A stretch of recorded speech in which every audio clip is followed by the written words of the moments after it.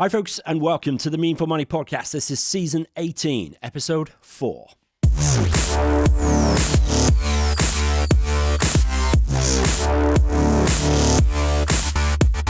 This is the podcast dedicated to helping you put your finances in order. My name is Pete Matthew, and I'm going to share with you everything you need to know and everything you need to do to secure your financial future. I'm here to help you make sense of money.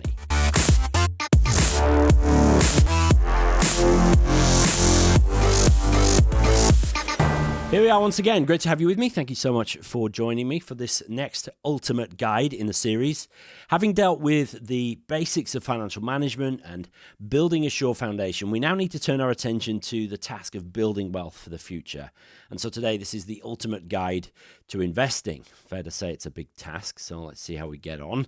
After the main body of the show, as usual, I'll look at a review that's been left recently, announce the next session topic. But before all that, remember, as always, this podcast continues to be brought to you with the help of my friends at 7 Investment Management, who have been helping me out here for 10 years now, incredibly. So definitely check out what they're up to. They're at 7im.co.uk. That's the number 7im.co.uk. Thanks to them. Go check them out. Okay, investing is essentially the process of making our money grow. So that process involves harnessing other processes which are entirely outside of our control. It always involves risk. I'm actually going to talk about risks in a standalone ultimate guide because that's a big subject in itself.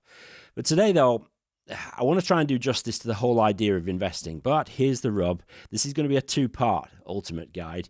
I don't really want to put out a 90-minute podcast. I'm not Tim Ferriss, which you already know. And it'll definitely take at least that long, I think, to cover everything that I want to. So today is going to be part 1, everything you need to know.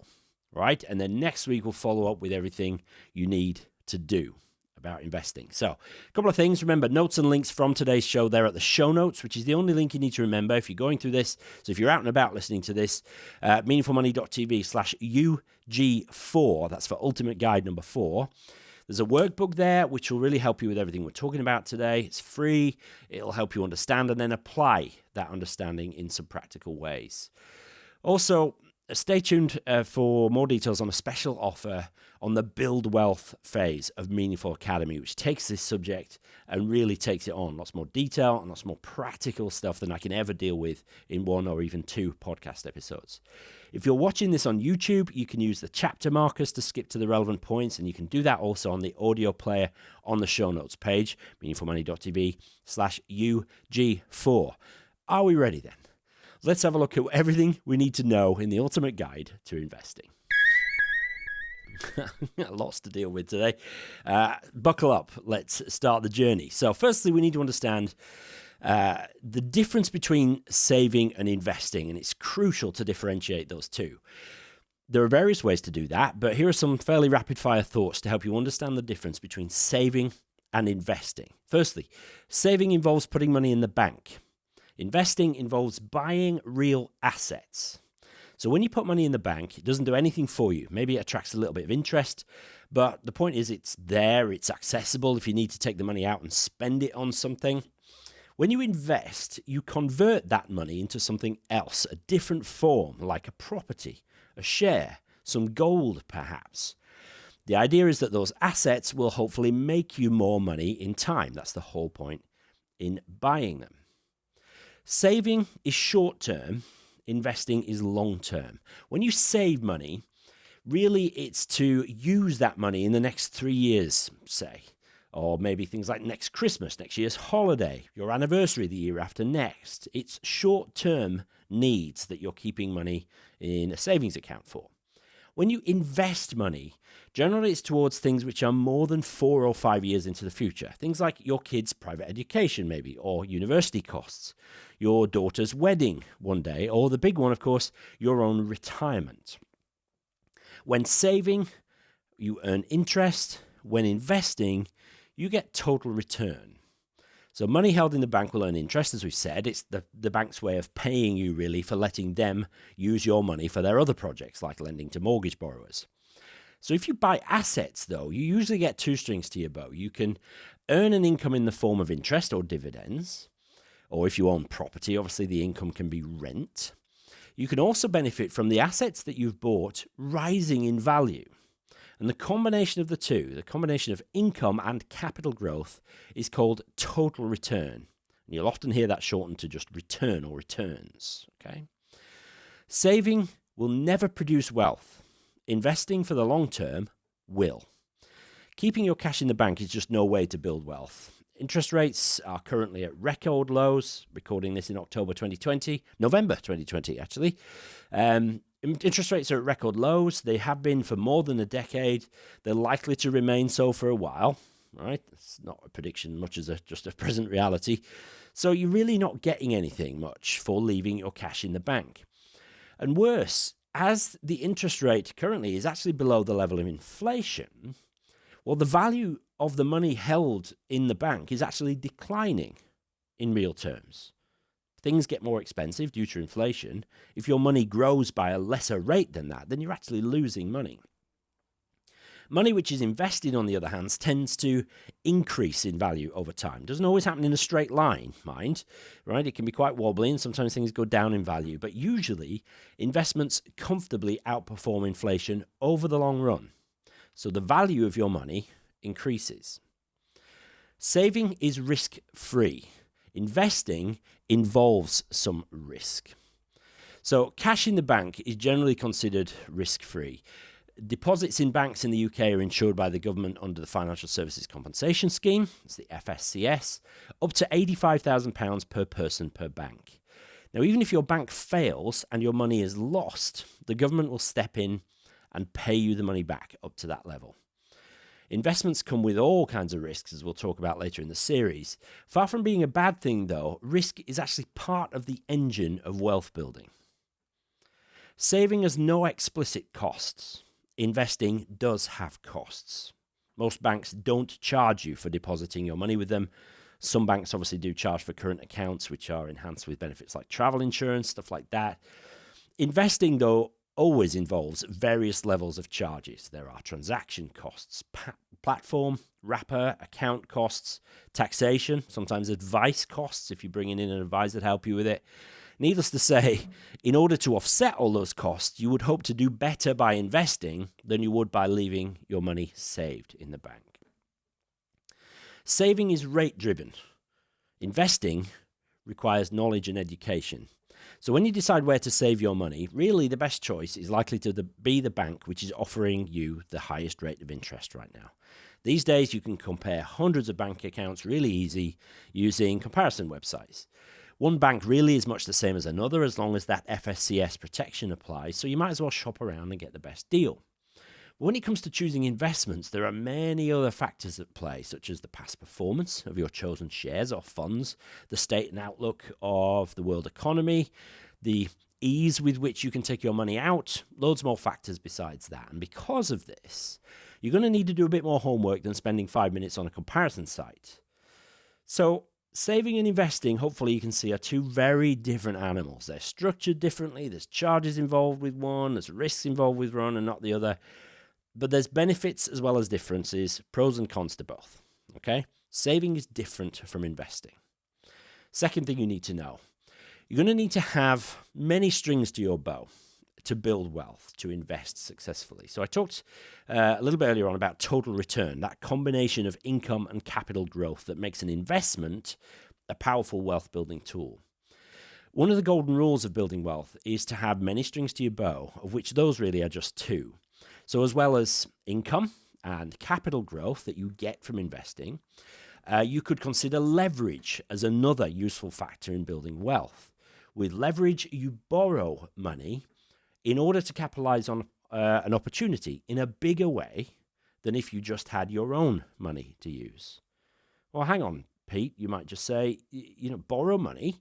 Doesn't that mean debt? You've talked a couple of weeks ago about getting out of debt. Well, yes, leverage does mean borrowing money. It does mean debt, but it's good debt as long as, remember, our definition of good debt is that you're borrowing at a low interest rate and you're buying an appreciating asset, something which goes up in value over time. So here's an example of leverage.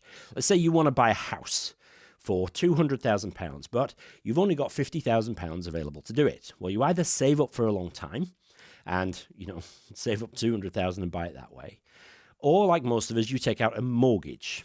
And that is the leverage. You mortgage 150,000, add it to your 50,000, you've got 200 grand and you buy the house.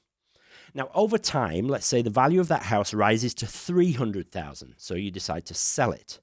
Well, you've got 300,000, you pay back the mortgage of 150,000 and you are left with 150,000 pounds in your pocket. So you have turned your original 50 grand into 150,000 pounds by borrowing that mortgage money. It enabled you to buy a bigger asset, which has grown more quickly.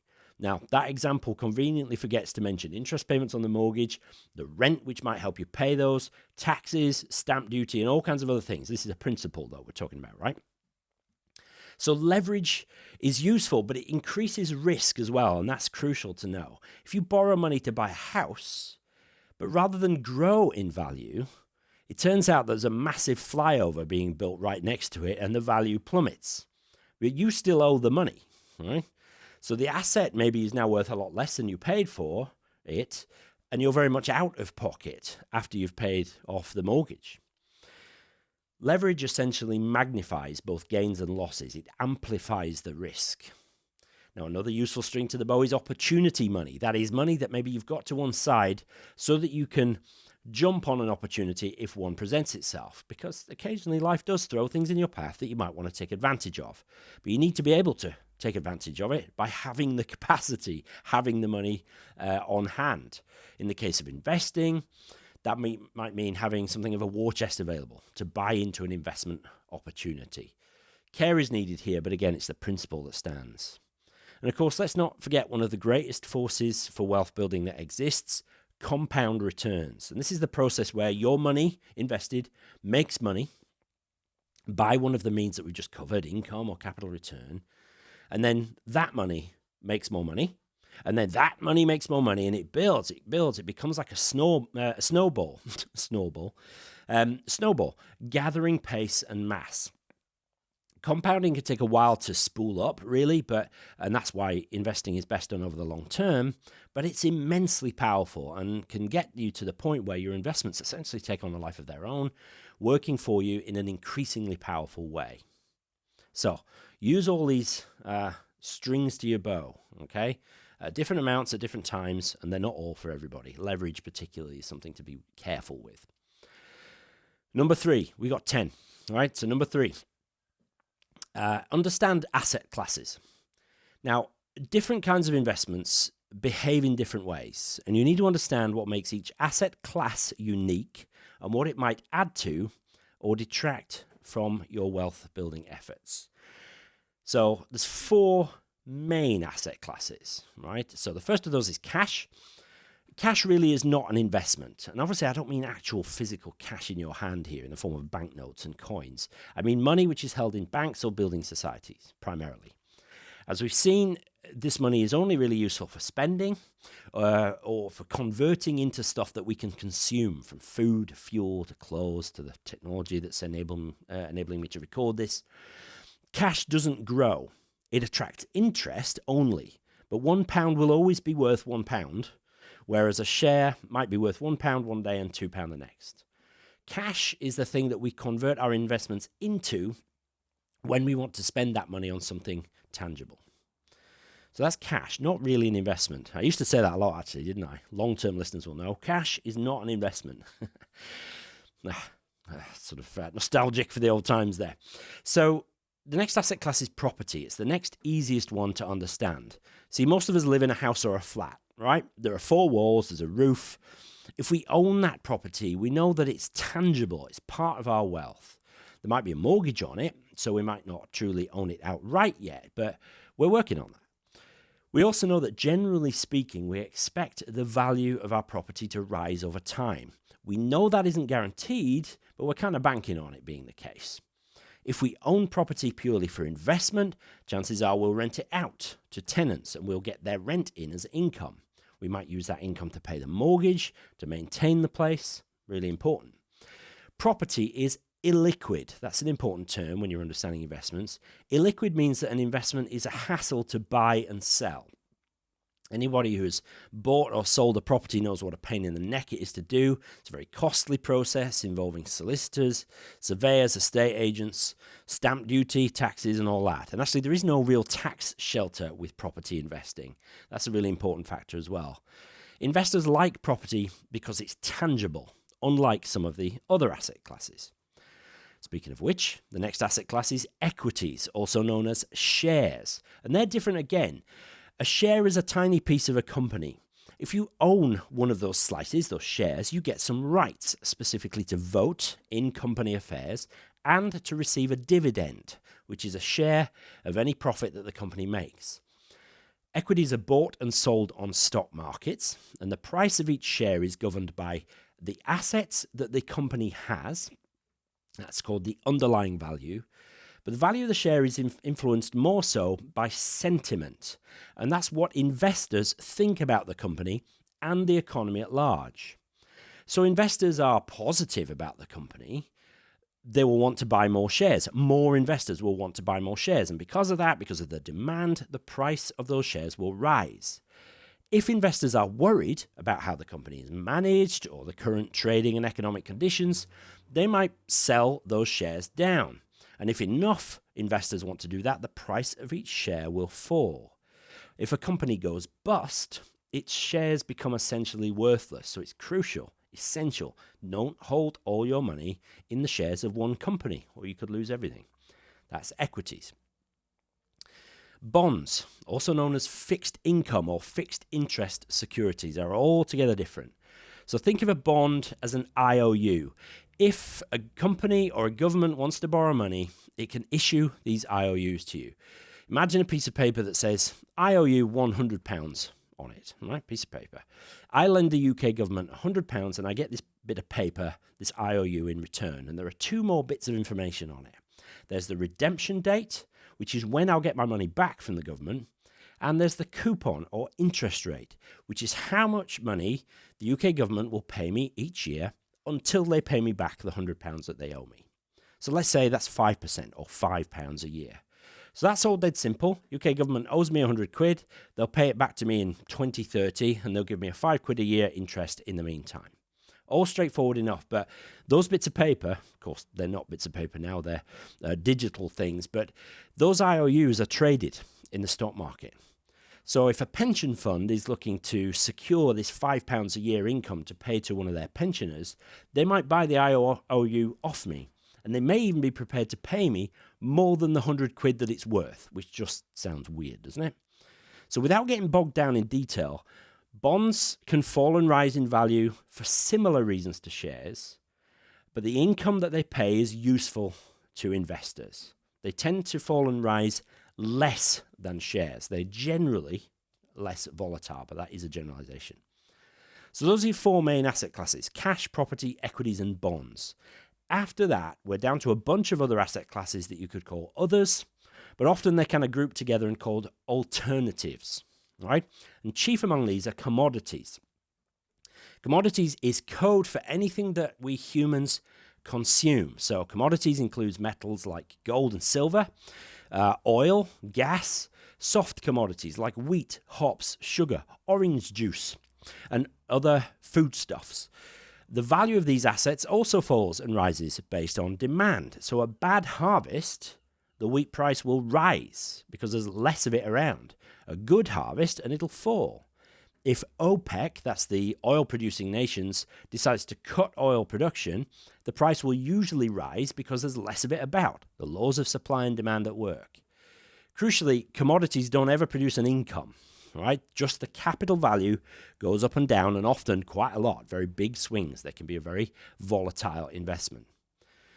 There are some other alternatives like hedge funds, infrastructure, and others, but these are generally pretty niche products for experienced investors. So those are your main asset classes, the things that you can convert your cash into, hopefully to grow your money over time. Number 4, asset allocation is a crucial factor in investing. So grouping these different asset classes into a collection or a portfolio of assets, that process is called asset allocation. It's the process of deciding how much money should be allocated to which asset. So how much in shares, how much in bonds, property, or cash. Of the amount in shares, how much is in UK shares or US or European? Of the amount in US shares, how much should be in big companies and small companies? That's asset allocation at work. It's the choice, the decision about how much goes where. Now, this is going to be a huge oversimplification, but hopefully what follows is helpful. Cash is really an asset for spending only, but it also serves a purpose for being defensive. So if you're worried about investing, maybe you think, times are a bit wobbly at the minute, you might hold more cash than normal.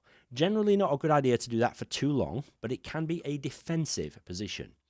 It's also an opportunistic holding, like I talked about earlier, having cash on hand that you can put into assets quickly if an opportunity arises. Equities, shares, they're primarily about growth. If you want money to grow, you should have a high allocation to equities. But equities can be volatile, so you also need to give an equity holding time to grow and to iron out those ups and downs on the way up.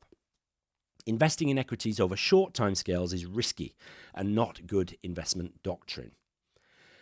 Bonds are more about income. So if you're retired, you might have a larger bond holding than somebody who's, say, 35 and looking to grow their money. Bonds are also a risk mitigator, so they can balance equities out a little bit to reduce the risk of the whole. Property is also about growth and very much about leverage, as we discussed earlier. It's easy to borrow money on a property because of its tangibility. And that's really why most people invest in property. It's tangibility. And a lot of people prefer that, but its illiquidity can be a problem. You can't move money around quickly. You can't sell a property overnight usually, whereas you could easily do that with an equity or a bond holding. Alternatives are generally diversifiers. They often behave differently to the other asset classes, and so again, that goes some way to reducing the risk of the portfolio, the collection as a whole. They carry their own risks though. I tend to say never more than 10 or 15% of any portfolio to be held in alternatives, and usually quite a lot less than that. So someone with large spending needs in the short term should hold more cash. Somebody looking to grow money over a long period of time should hold more equities. Someone with the same investing time scale as the equity person, but somebody who's more worried about risk, should hold fewer equities and more bonds, perhaps. People with liquid wealth, money they can get at, and who have the capacity for risk and leverage, they should own property, perhaps alongside their equity and bond portfolio. So you see, each blend of assets, each portfolio is unique and can be constructed according to the needs, timescales, risk tolerance, and other factors which are unique to that investor. I don't believe it's actually possible to identify a correct or perfect asset allocation. I just don't believe it exists. Well, there is, but you can only see it in hindsight, which isn't much use. All right? We're going to talk more about blending investments next week, so stay tuned for that. Okay, number 5, collective investments reduce risk. So assets are one thing. Talked about property and shares and bonds and stuff. But where do you start if you want to buy shares? What about bonds or property? Well, property is easy enough. You click on Zoopla, or you go to your local high street estate agent and get on some mailing lists. But with less tangible assets like shares and bonds, the easiest way by far is to use an online dealing service of some kind. Interestingly, the autocorrect on my script here said online dating service. Don't buy shares with an online dating service. That could go badly wrong. So before you start thinking about buying, say, individual shares, though, you need to consider the following. Firstly, you need to have some idea as to which shares to buy. Now, that's not easy unless you know what you're doing, and there are literally millions of different options for you. So where do you start? And another thing, finally, if Granny was right and you shouldn't have all your eggs in one basket, then shouldn't you actually hold a bunch of different shares? Won't that get complicated? Wouldn't it be easier if you could buy something which spreads your money widely over lots and lots of shares, but where you actually haven't got to keep an eye on it every day to make sure that each different shareholding is doing its job? Well, enter the collective investment fund as the answer to your prayers. And from now on, I'm just going to call them funds. So a fund is simply a collection of assets which will be owned by many thousands of individual investors, and they'll all have their own share of this one big fund. And by pooling your money with that of all those other investors, you end up with a significantly larger sum invested between you. And as with most things in life, more money brings you buying power. So by investing through a fund, Firstly, you'll own more assets. You'll own it indirectly. You own the fund, and the fund owns the different assets. But in so doing, you spread your risk much further, right? So let's say you own 10 shares yourself directly, but through a fund, you could hold hundreds, maybe even thousands of shares. So if any one of those shares fails, it's going to impact you a lot less through a fund than it would if you owned, say, 10 shares altogether.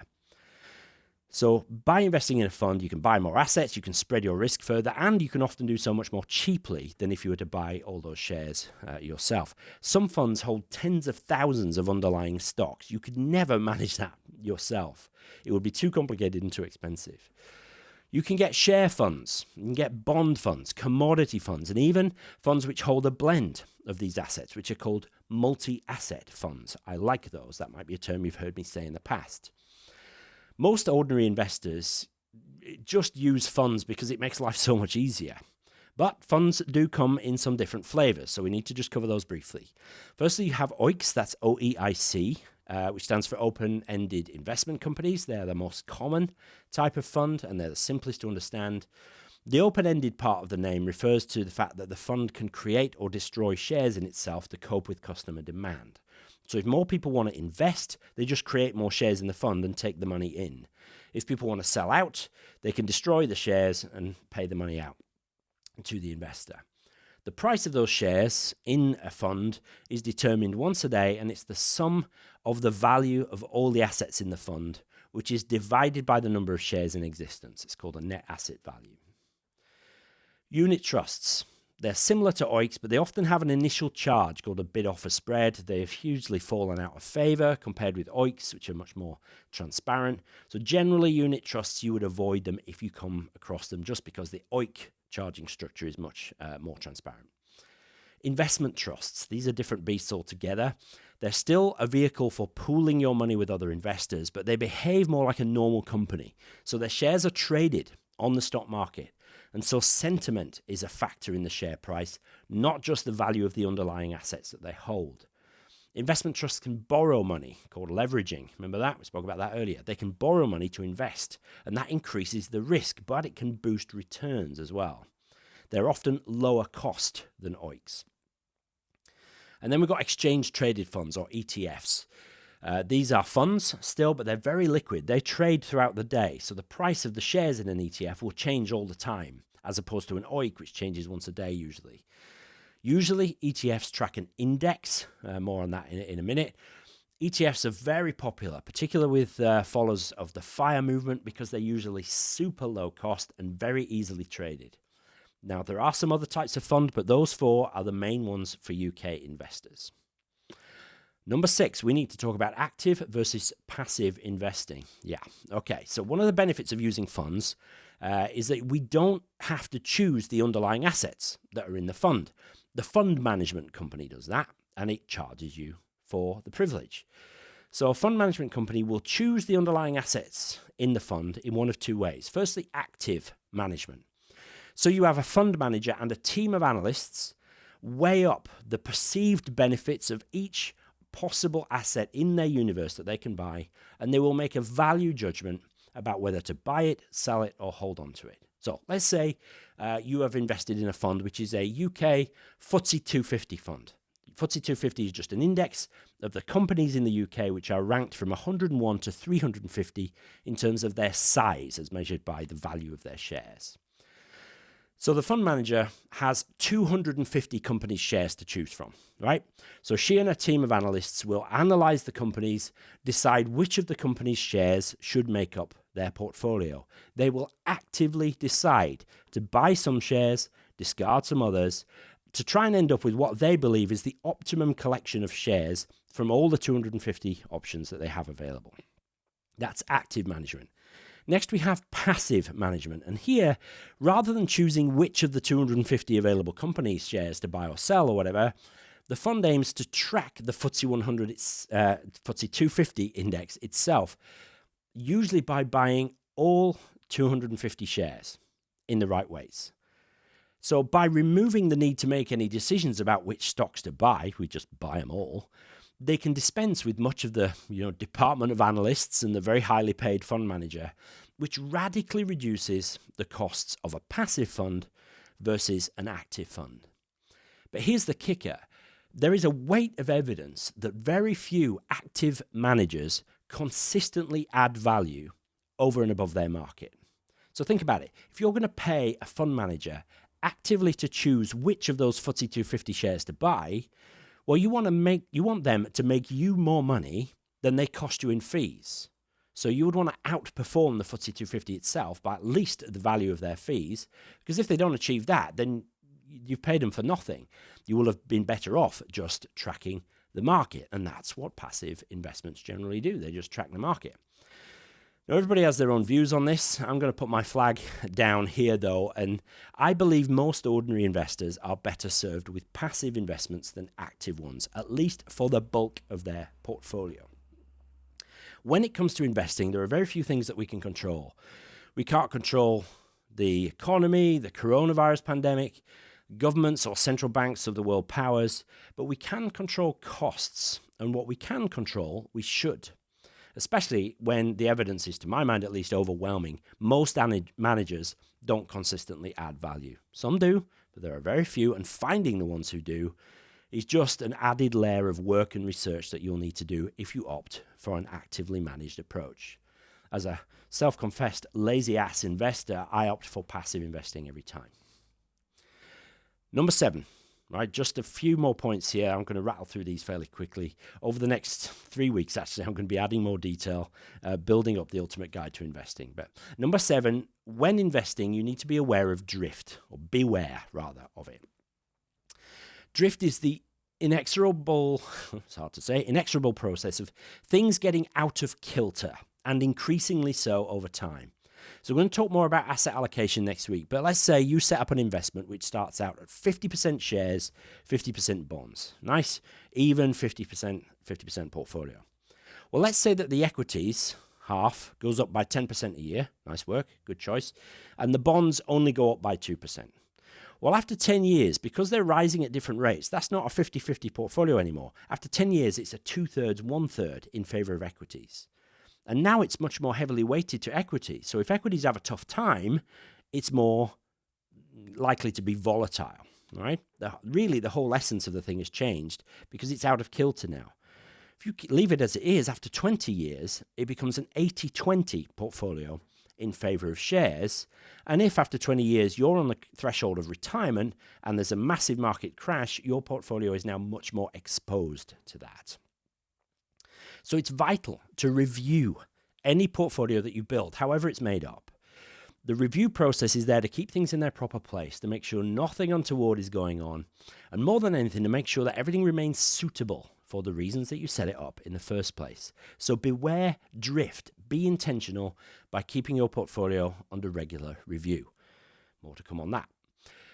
Number 8, you can only spend cash. I mentioned this a couple of times already, but I thought it was worth giving it its own point here. One important thing to remember when investing is that you can't eat a house, right? You can't buy a new car with your share portfolio. To actually use the money you're building, you have to convert it into cash. Now, doing so involves selling the asset and converting it back into cash so that you can use it. Now, that transaction, that sale, which releases the cash to use, is important because it always has implications. So maybe the stock market is down at the point that you need the money, and that means you have to sell your shares at a loss. That's not good. Maybe you've got a property you want to sell to release money for whatever reason.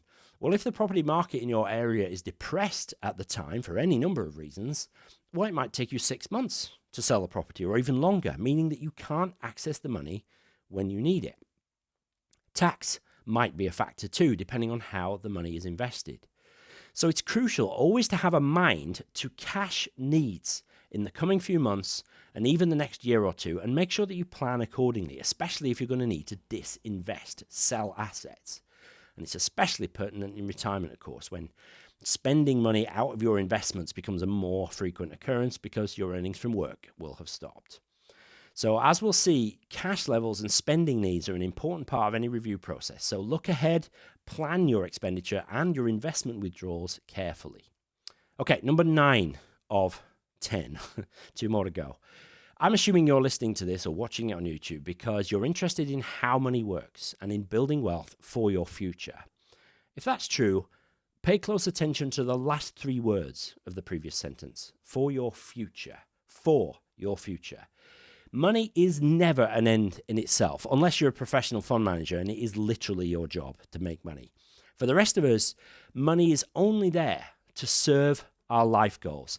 The second that making money becomes the goal is the second we got a problem.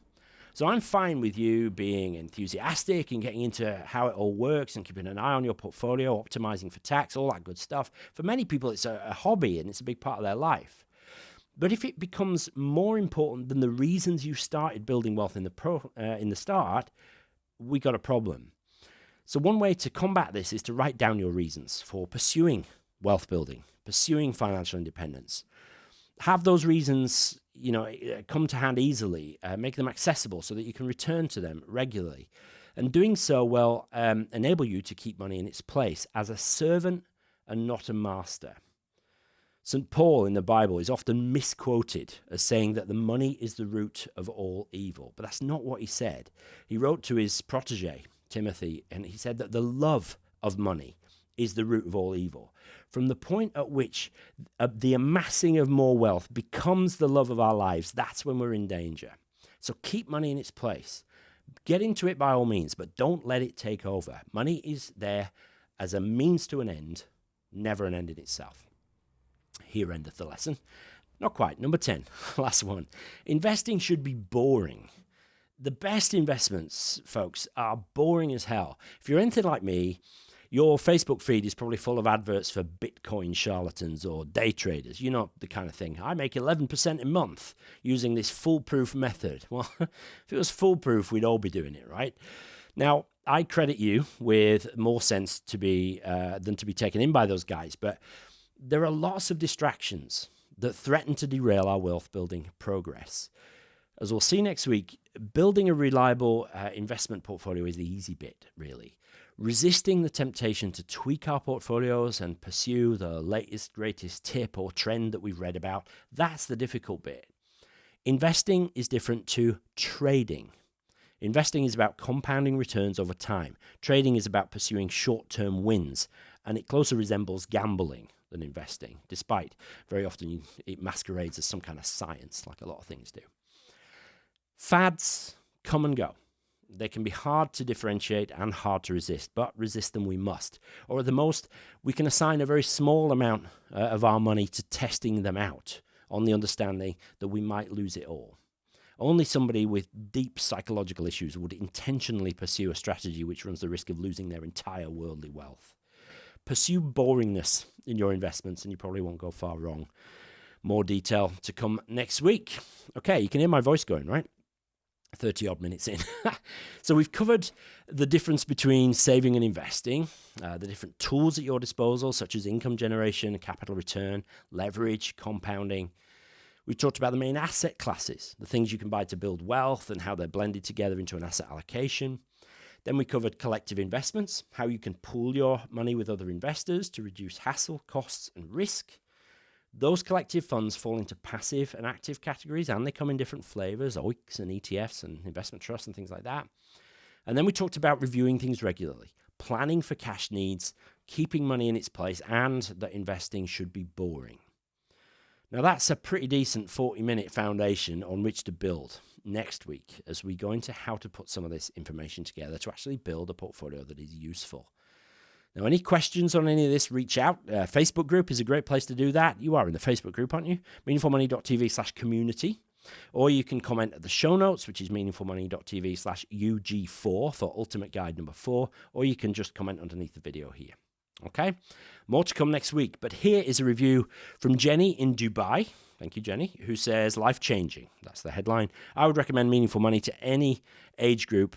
There really is something for everyone. Thanks, Pete, for all your hard work. It's truly appreciated. Jenny in Dubai, thank you so much. I really appreciate you taking the time to leave a review. If you want to do that, it really helps me out. So go to meaningfulmoney.tv/love to leave some love for the podcast, just like Jenny did. Helps others to hear about the show and to subscribe. Keeps me near the top of the rankings, and that means that people will find out about the show. Okay.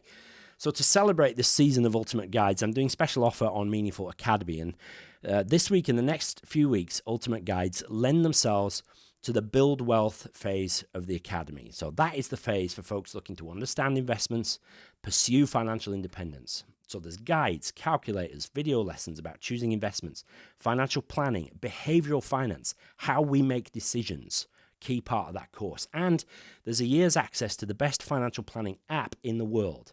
Everything you need to get your finances off on the right footing. That app, by the way, is called Voyant Go, and it's the business.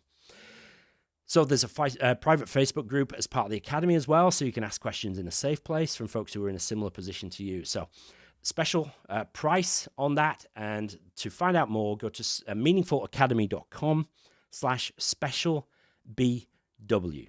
meaningfulacademy.com/specialbw. That price will expire at midnight on 4th of December 2020. Okay, quite a marathon today. Next time we're going to be doing part 2 of this Ultimate Guide, looking specifically about what you need to do to build wealth effectively. But that's it for today. Thank you so much for listening. Hope you enjoyed it. Questions or comments, show notes, everything is there. You can download the workbook and the transcript there as well. meaningfulmoney.tv/UG4. Thank you so much for listening. I'll talk to you next week.